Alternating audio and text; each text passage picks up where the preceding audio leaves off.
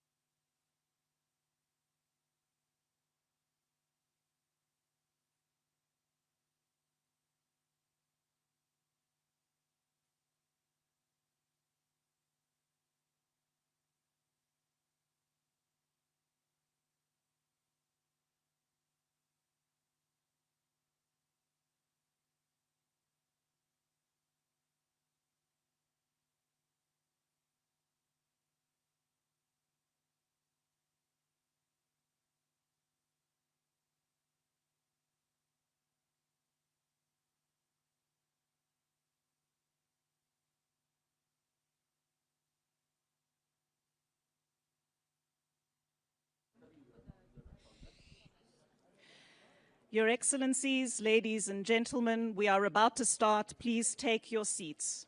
With regards to the interpretation services, kindly touch the screen in front of you and scroll until you find your language of choice. Vos Excellences, Messieurs, Dames, nous allons commencer. Je vous prie de vous asseoir. S'il vous plaît, touchez l'écran pour ce qui est des services d'interprétation et le rouleau devrait vous apporter à la langue qu'il vous convient. Excelencias, señores y señoras, vamos a comenzar. Por favor, siéntense. Si quieren utilizar el sistema de interpretación, por favor, Cris, está me ouvindo tocar, aqui, Cris? El screen y el rolo va a dirigirle a la lengua que necesitan. Gracias.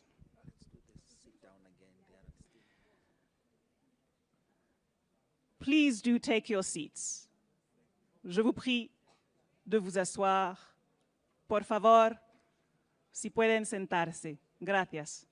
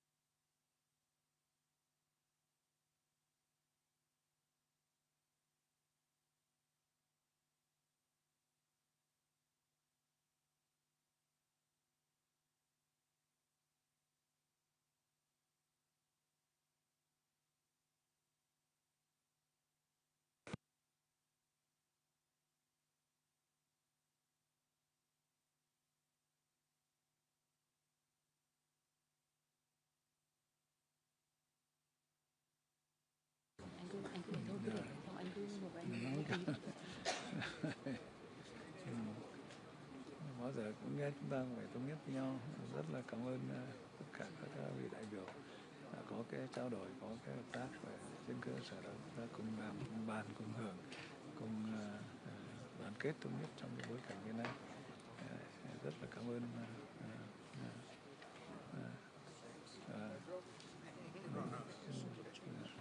kênh tiếng Anh. Tiếng Anh vào. Ta nghe được không?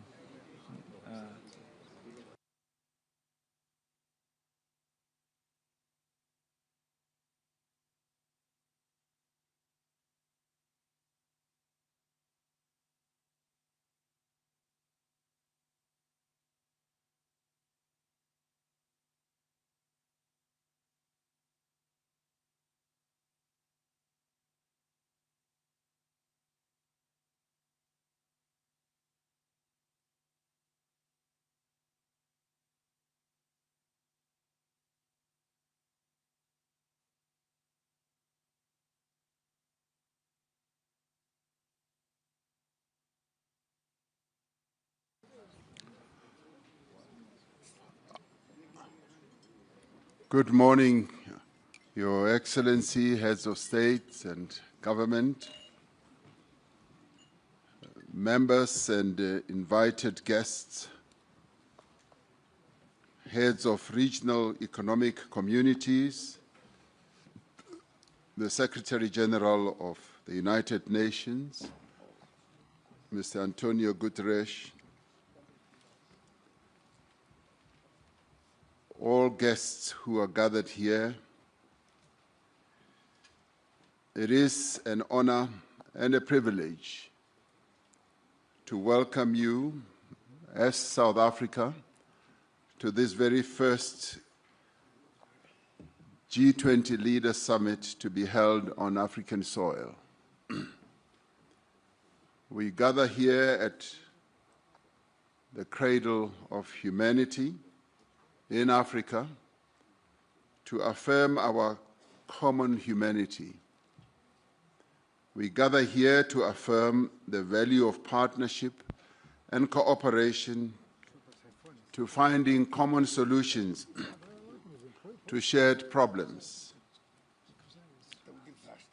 Shortly before the dawn of democracy in South Africa, the father of our democracy, Nelson Mandela, said, The time has come for South Africa to take up its rightful and responsible place in the community of nations. Today, as we open this G20 Leader Summit, South Africa is deeply aware of the profound responsibility that membership of the community of nations places upon us. We also understand the responsibility of being entrusted with the presidency of the G20.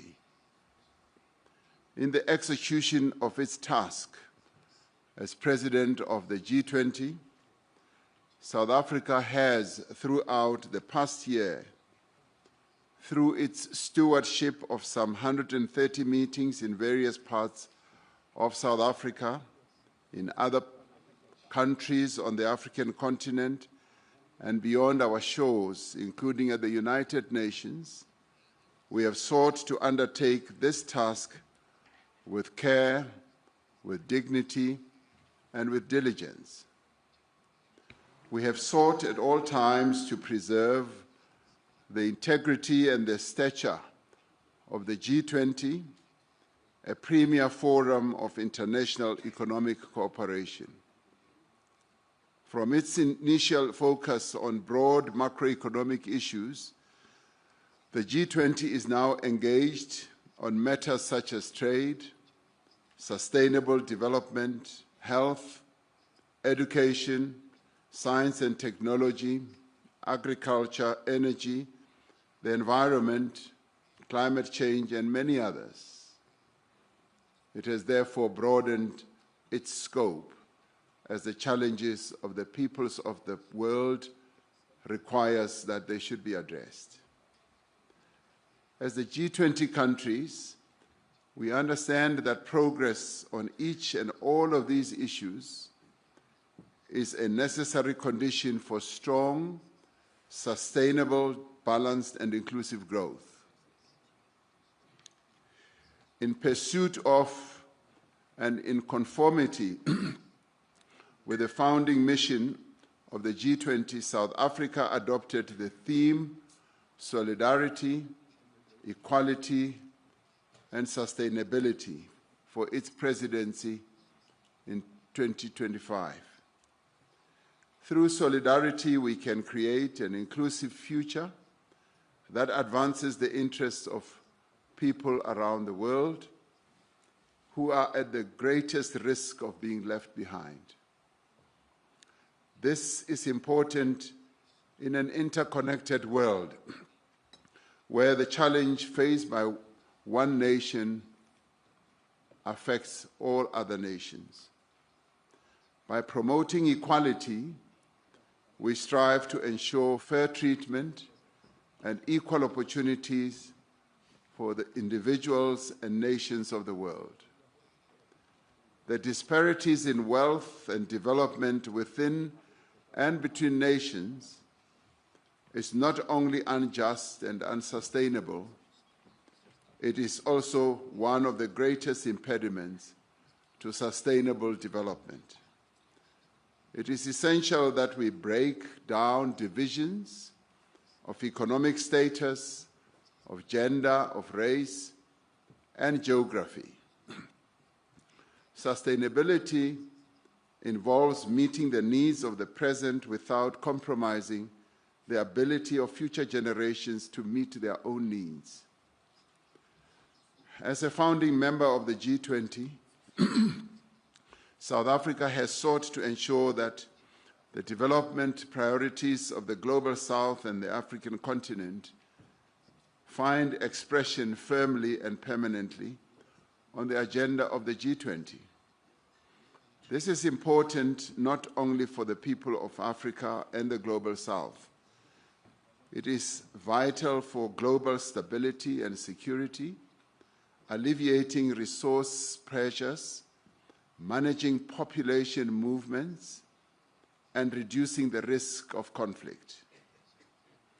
We seek stability because it attracts investment, it improves planning and reduces the risk of global economic shocks.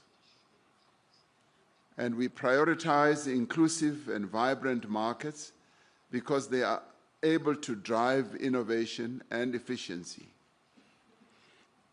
Thriving economies lift people out of poverty. They encourage greater investment and trade, and they generate the revenue needed to invest in public goods. The threats facing humanity today, from escalating geopolitical tensions, global warming, pandemics, energy and food insecurity, to inequality, unemployment, extreme poverty, and armed conflict, jeopardize our collective future. It is therefore essential that we make greater and faster progress towards the achievement of the United Nations Sustainable Development Goals by 2030. We welcome the Seville Commitment adopted in June this year, which sets forth a renewed global framework for financing for development.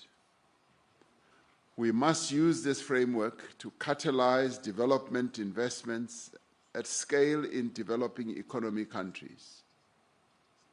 We must continue the reform of the international financial architecture, ensuring that institutions are strengthened and are more inclusive and are equipped to meet the challenges both of the present and the future.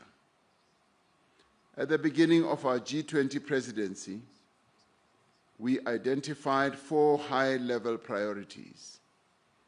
Firstly, we focus on action to strengthen disaster resilience and response. While climate-induced natural disasters affect countries around the world, they have a particularly devastating impact on countries that cannot afford the costs of recovery and rebuilding. We have agreed that it is essential for the global community, international finance institutions, development banks, and the private sector to scale up post-disaster construction. Secondly, we agreed that we must take action to ensure debt sustainability for low-income countries. The G20 needs to renew its efforts to advance debt sustainability while at the same time laying emphasis on those countries in the global south that are suffering from debt repayments. Thirdly, we said we should mobilize finance for a just energy transition, increasing the quality and quantity of climate finance flows to developing economy countries. Fourthly, we emphasized the importance of harnessing critical minerals for inclusive growth and sustainable development through the beneficiation of the minerals at the place of extraction. In addition to these 4 priorities, we have prioritized issues of inclusive economic growth, industrialization, inequality, unemployment, and security and artificial intelligence.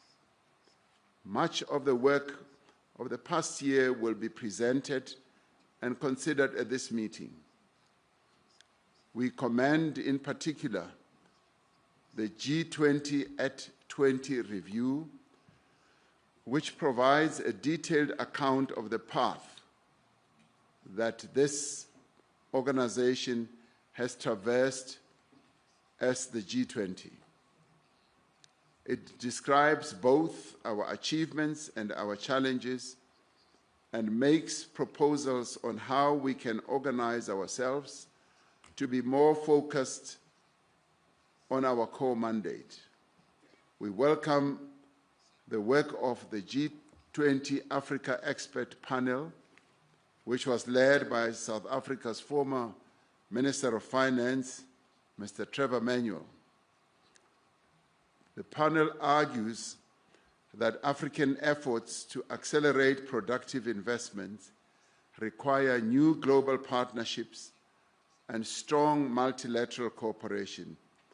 It calls on the G20 to support this effort by building a global policy framework that unlocks long-term finance and lower costs and investment at scale. We are also grateful for the work of the G20 Extraordinary Committee of Independent Experts on Global Inequality that was led by Professor Joseph Stiglitz, a Nobel laureate. The recommendations of the Extraordinary Committee provide a solid platform on which to launch a renewed global effort to tackle inequality. As this is the first G20 Leaders Summit to be held in Africa, it carries the hopes and must reflect the aspirations of the people of this continent and of the world. We should not allow anything to diminish the value, the stature, and the impact of the first African G20 presidency. This G20 Leaders Summit has a responsibility not to allow the integrity and the credibility of the G20 to be weakened. In fact, from this summit, we should have a sense that the G20 has been strengthened. We thank all delegations that have worked together with us in good faith to produce a worthy G20 outcome document for this historic leaders' meeting. The G20 underscores the value of the relevance of multilateralism. It recognizes that the challenges that we face can only be resolved through cooperation, collaboration, and partnership. The adoption of the declaration from the summit sends an important signal to the world that multilateralism can and does deliver. It sends a message of hope and solidarity across the world. It tells the world that as the leaders of the G20, we will keep fast to our solemn pledge to leave no person, no community, and no country behind. With those words, I therefore declare the G20 Leaders Summit open, and thank you.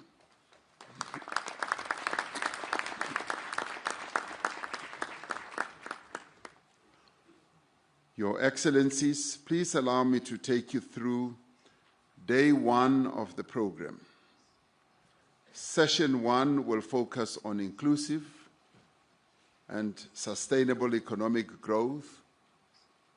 This session will be followed by presentations of the recommendations of the reports of the Africa Expert Panel and the Extraordinary Committee of Independent Experts on Global Inequality. We will then have a working lunch, and this will be followed by a family photo. And I thank you for your attention and look forward to a fruitful discussion. Now, in discussions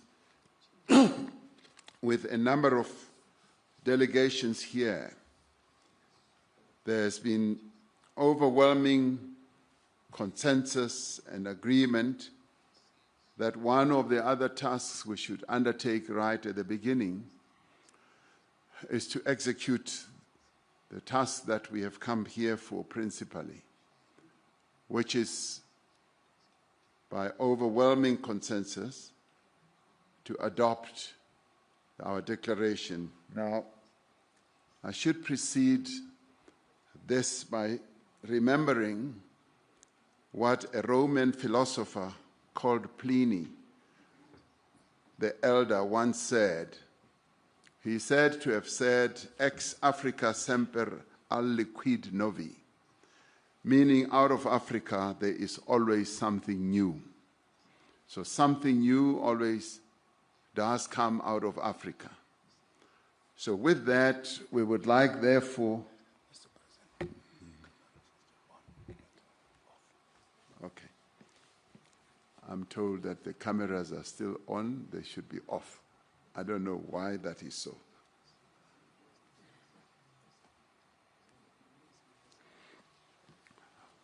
With that, we would like, therefore, with a consensus that has emerged through the work that has been done over the whole year and the 130 meetings that have been held where each sector has been able to reach agreement, would like, therefore, to put the proposed declaration as the G20 South Africa Summit Leaders Declaration, to put it forward for your adoption.